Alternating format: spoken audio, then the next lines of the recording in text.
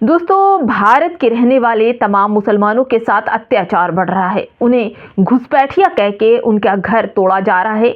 उन्हें उनके धार्मिक पहचान के बाद गालियां दी जा रही हैं। उनका घर मिट्टी में तब्दील कर दिया जा रहा है और ज़बरदस्ती उन्हें घुसपैठिया कहा जा रहा है, जबकि कहना उनका है कि हमारे दादा परदादा यहीं के थे, हमारे पास कागजात है, लेकिन फिर भी इल्ज़ाम लगाकर उन गरीब मुसलमानों पर अत्याचार किया जा रहा है और उन्हें भारत से बाहर निकाल फेंकने की तैयारी की जा रही है और जल्द ही ऐसा होगा जिस तरह से घर टूट रहे हैं।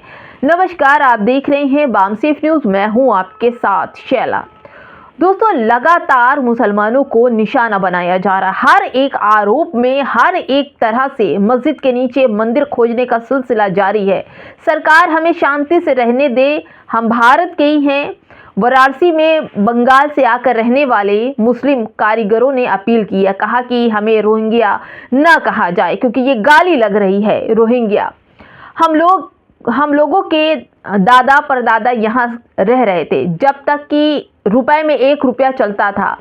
अब हमें परेशान किया जा रहा है, हमें सरकार से कोई मदद की ज़रूरत नहीं है। ये कहना है वाराणसी के माधोपुर इलाके में रहने वाले वीरभूमि पश्चिम बंगाल के रबीउल शेख का।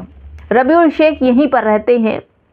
उन्होंने बताया कि 15 साल से वाराणसी में रोटी रोजी कमा रहे हैं। 4 महीने से हमसे दस्तावेज मांगे जा रहे हैं। हमारी फोटो लगाकर हमें रोहिंग्या बताया जा रहा है। ये गलत है और ये एक सम्मान के लायक बात हो ही नहीं सकती। वाराणसी में इस समय पुलिस ऑपरेशन सर्च चल रहा है, जिसमें रोहिंग्या और अन्य बांग्लादेशी संगठितों की तलाश की जा रही है। 3 दिन पहले वाराणसी पुलिस ने सिंगरा के माधोपुर इलाके में छापेमारी की थी। इसके बाद से तमाम लोगों की दस्तावेज मांगे जा रहे हैं, जहां पर ये रबीउल का भी नाम आया है। यहां रह रहे पश्चिम बंगाल के 50 परिवारों से छानबीन और पूछताछ की गई थी। इसके बाद यहां के लोगों के डॉक्यूमेंट्स जमा कराए गए। इन सभी ने बंगाल के वीरभूमि से अपने डॉक्यूमेंट्स मंगवा कर जमा कराए हैं। करोड़ों घुसपैठिया गैर कानूनी तरीके से वोट दे रहे हैं और यह भारत के चुनावों का फैसला कर रहे हैं। ऐसा क्या हो रहा है दोस्तों? ऐसा आप हमें कमेंट बॉक्स में बताएंगे। उत्तर प्रदेश के गाजियाबाद में 3 दिसंबर को हिंदूवादी पार्टी के नेता और वकील ने एक सभा में चुनाव आयोग की स्पेशल इंसेंटिव रिवीजन SIR पहल के बारे में बात की। उन्होंने दावा किया कि सबसे बड़ा जो खतरा है विदेशी घुसपैठियों का है और सवाल किया कि चुनावों में किसे वोट देने की इजाज़त दी जानी चाहिए, किसे नहीं, भारत के लोग या विदेशियों को देना चाहिए। उन्होंने आरोप ये भी लगाया कि बांग्लादेश, पाकिस्तान, अफगानिस्तान और म्यांमार के करोड़ों घुसपैठिए भारत के अंदर नौकरी ले रहे हैं और हमारे रिसोर्स इस्तेमाल कर रहे हैं। उन्होंने स्थानीय अधिकारियों पर घुसपैठियों को आधार कार्ड दिलाने में मदद करने का आरोप भी लगाया और कहा कि इन घुसपैठियों को हटाने से राजनीतिक जो प्रदूषण है और बेरोजगारी कम होगी। ऐसे में सवाल आता है कि जो लोग बता रहे हैं कि बाहर से आए हैं, इनका नाम जो है राम गोपाल मिश्रा हैं, जो पेशे से वकील भी हैं, वही ये सब कुछ कह रहे हैं। और राम गोपाल मिश्रा की आप बात कर लीजिए, उसकी हत्या के बाद सरफराज को दोषी पाया गया और फांसी की सज़ा सुना दी गई, लेकिन कोर्ट ने अपने जजमेंट में मनुस्मृति के श्लोक का जिक्र भी किया।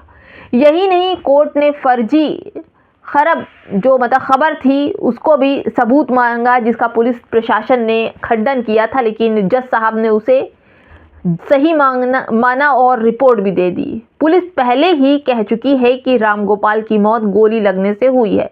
अगर हत्या के गुनहगारों को फांसी की सज़ा संविधान और मनुस्मृति के तहत दी जाती है तो फिर चेतन सिंह, जिसने जो ट्रेन में नाम पूछकर दाढ़ी टोपी देखकर 3 मुस्लिमों की हत्या कर दी थी, तो अभी तक उसको फांसी की सज़ा क्यों नहीं हुई? खैर, देखते हैं चेतन सिंह को फांसी की सज़ा कब होती है।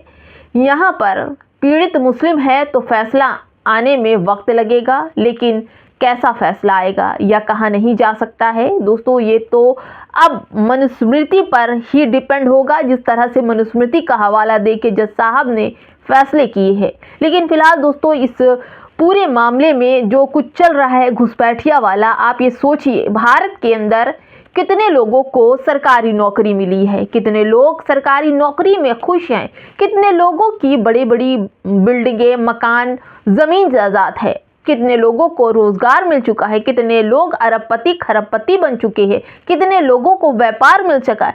जब भारत के रहने वाले लोगों को जो धर्म का झंडा उठाकर घूम रहे हैं उनको रोजगार नहीं, तो इन घुसपैठियों को क्या रोजगार मिलेगा?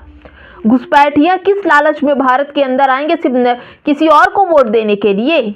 अरे जब वो 15 साल 20 साल से देश के अंदर रह रहे हैं तो उनको डॉक्यूमेंट्स देख करके उनको छुट्टी कीजिए कि उन्हें घुसपैठिया देख कह करके ज़बरदस्ती उनको बाहर भेजने की तैयारी की जा रही है।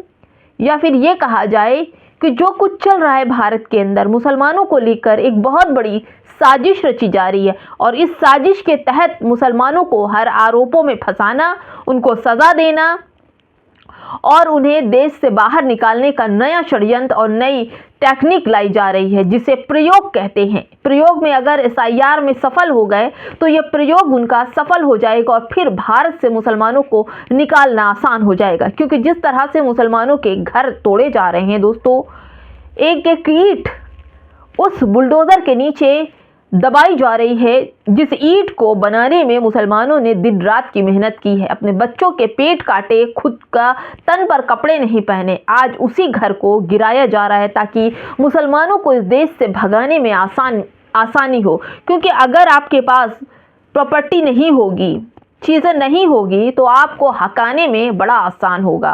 और इसलिए मुसलमानों को घुसपैठिया करार दे करके उन्हें रोहिंग्या कह के उन्हें बांग्लादेशी कह के बाहर निकालने की तैयारी चल रही है। और यही नहीं दोस्तों, गोरखपुर में डिटेंशन सेंटर भी बनाए गए हैं जहां पर घुसपैठियों को रखा जाएगा।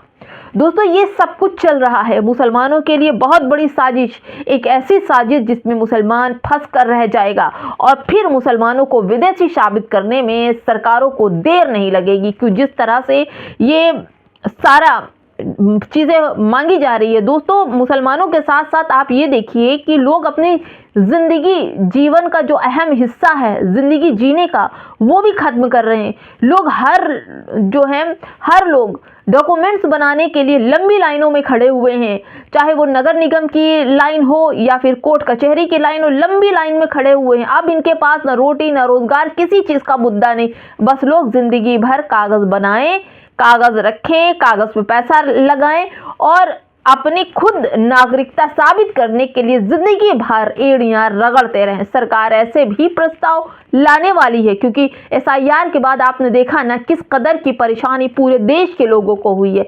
ऐसा नहीं है कि सिर्फ मुसलमानों को परेशानी हुई है, सबसे ज़्यादा मैं लिख के देती हूँ, सबसे ज़्यादा शेड्यूल कास्ट के लोग घुसपैठिया साबित होंगे। अभी मुसलमानों का लालच दिखा करके मुसलमानों को बाहर निकालने की साजिश रची जा रही है, उसके बाद इन लोगों का नाम आएगा, घुसपैठिया कहे जाएंगे और इन्हें बॉर्डरों पर ले जाके फेंक दिया जाएगा। किनको? वही जिनको हिंदू तो कहा जाता है और मंदिर में घुसने नहीं दिया जाता। ये शेड्यूल कास्ट के लोग ही सबसे ज़्यादा निशाने पर हैं। आज जो मनुस्मृति का हवाला दे के जज साहब ने फैसला सुनाया है दोस्तों, ये मुसलमानों के लिए खतरनाक नहीं है, ये उन दलित समुदाय के लिए खतरनाक है जिनको कीड़े मकोड़े के बराबर समझा जाने वाला है इस मनुस्मृति के हिसाब से। और आज मनुस्मृति के हिसाब से सरफराज को फांसी की सज़ा और 9 लोगों को उम्र कैद की सज़ा दी गई। क्यों दी गई? क्योंकि वो लोग मुस्लिम थे और उन्होंने धर्म का झंडा उठाने वाले उस लड़के को मारा जिससे उन्हें खतरा था। अपनी आत्मरक्षा करने पर सरफराज ने उसे गोली मारी, लेकिन इस बात को मानने के लिए जज साहब तैयार नहीं है। तो आप ये सोचिए, मनुस्मृति लागू हो गई है और मनुस्मृति लागू होते ही दलित समाज को अभी तो गोबर पेशाब खिलाया पिलाया जा रहा है, उसके बाद इनकी दुर्दशा देखिएगा कि इनको जानवरों के बराबर भी जगह नहीं दी जाएगी। नमस्कार।